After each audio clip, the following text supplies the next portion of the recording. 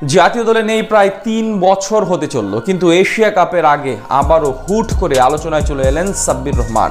Tournament শুরুর ২ মাস আগে net দুনিয়ায় সরব হচ্ছেন তার ভক্ত সমর্থকরা। আবারও জাতীয় দলে দেখতে চান তাদের প্রিয় তারকাকে।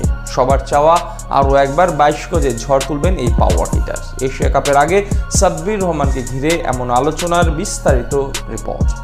সামনে আরো একটা টি-20 এশিয়া কাপ, যার সুবাদে আরো একবার আলোচনায় উঠে এলেন সাব্বির রহমান। ২০১৬ আসরে যেভাবে ব্যাটিং করেছিলেন তিনি, তা আজও মনে ধরে রেখেছেন তার ভক্ত সমর্থকরা। তাই হুট করে পুনরায় ক্রিকেট পাড়ায় সরব হচ্ছেন তার ভক্তরা। আরো একবার তাকে দেখতে চান জাতীয় দলে। সাব্বির রহমান নামটা এদেশের কোটি ক্রিকেট প্রেমীদের কাছে এক আক্ষেপের গল্প বললেও খুব বড় ধরনের ভুল হবে না। অপার সম্ভাবনা এবং সামর্থ্য নিয়ে ২২ গজে পদার্পণ করলেও সময়ের সাথে সাথে উন্নতির বদলে নিজের অবনতির দিকে নজর ছিল তার। ২০১৭ সালে সাব্বিরের খেলা দেখে অজি কিংবদন্তি স্পিনার নাথান লায়ন তাকে সম্বোধন করেন বাংলার বিরাট কোহলি নামে, কিন্তু অকালে অল্প সময়ের ব্যবধানে হারিয়ে যান তিনি। তবুও ২০২৫ এশিয়া কাপ সামনে রেখে আলোচনায় উঠেছে সাব্বিরের নাম। বিশেষ করে মিডল অর্ডার জটিলতা নিরসনে অনেকেই দেখছেন তাকে সঠিক সমাধান হিসেবে।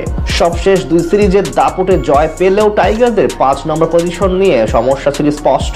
যেখানে এতদিন খেলেছেন মেহেদী হাসান মিরাজ, কিন্তু পারফরম্যান্সের দিক থেকে নিজের সেরাটা দিতে পারেননি ওয়ানডে কাপ্তান। তাছাড়া মিরাজের ব্যাটিং ধরনও আধুনিক টি-20-র সঙ্গে মানানসই নয়। তাই বিশ্লেষকদের মতে মিরাজকে বাদ দিয়ে বিকল্প কাউকে ভাবা উচিত নির্বাচকদের। তাছাড়া প্রশ্ন আছে তাওহিদ হৃদয়কে নিয়েও। রানের মাঝে থাকলেও এই ডান হাতির সমস্যা স্ট্রাইক রেট। দীর্ঘদিন ধরে নিজের চেনা ছন্দে নেই তিনি, তাই তাদের পরিবর্তে অনেকে সাব্বিরকে বিবেচনায় আনার পরামর্শ দিচ্ছেন। তার আলোচনায় আসার আরো একটি বড় কারণ পূর্বের পরিসংখ্যান। ২০১৬ এশিয়া কাপে দুনিয়ার সব সেরা ব্যাটারদের পেছনে ফেলে টুর্নামেন্ট সেরা হওয়ার পর অনেকেই তাকে নিয়ে বড় স্বপ্নের জাল বুনতে শুরু করেছিলেন। পুরো আসরে ৫ ম্যাচ খেলে পাক্কা ৪৪ গড়ে ১৭৬ রান করেছিলেন তিনি।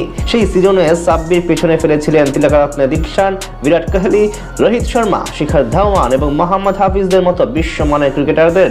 এছাড়া সবশেষ বিপিএলেও নিজেকে প্রমাণ করেছেন এই পাওয়ার হিটার। ২০২৫ বাংলাদেশ প্রিমিয়ার লিগে শাকিব খানের মালিকানাধীন ঢাকা ক্যাপিটালসের জার্সি গায়ে ব্যাট হাতে প্রায় ১৬০ স্ট্রাইক রেটে মাত্র ৯ ইনিংসে ১৮৯ রান করেছেন তিনি, যেখানে ব্যাটিং গড় ছিল ইনিংস প্রতি ৩১.৫০। এছাড়া আসরে একটি ৮২ রানের রেকর্ড গড়া নক খেলার পাশাপাশি ছক্কা মেরেছেন সর্বমোট ১৮টি। তখন থেকে নতুন করে আলোচনায় আসেন এই পাওয়ার হিটার। তাই তো এশিয়া কাপের আগে নতুন করে তাকে নিয়ে সরব হচ্ছে তার ভক্ত সমর্থকরা। অনেকেই মনে করেন মেহেদী মিরাজ ও নাইম শেখদের বাদ দিয়ে সাব্বিরকে ফেরানো উচিত জাতীয় দলে। এখন দেখার পালা নির্বাচকরা কি সিদ্ধান্ত নেন তার ব্যাপারে।